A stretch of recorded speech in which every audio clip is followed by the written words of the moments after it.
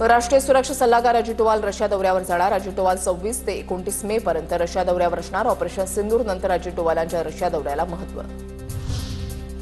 नाशिकच्या इगतपुरीमधील जिंदाल कंपनीला लागलेली आग अद्याप आटोक्यात नाही। आग पुढे जाऊ नये यासाठी 6-6 फुटाच्या अंतराने मातीचे ढिगारे उभे केल्याची नाशिकचे उपविभागीय अधिकाऱ्यांची माहिती।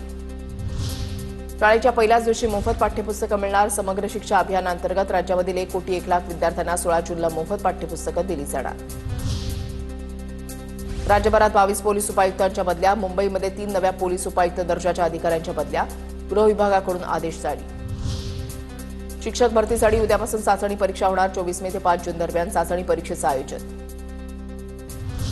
नीट पीजीसाठी समुपदेशन करण्यापूर्वी शुल्क जाहीर करणं बंधनकारक। पदव्युत्तर वैद्यकीय प्रवेशांमध्ये मोठ्या प्रमाणात जागा रोखण्याच्या प्रकारावर सुप्रीम कोर्टाकडून चिंता व्यक्त।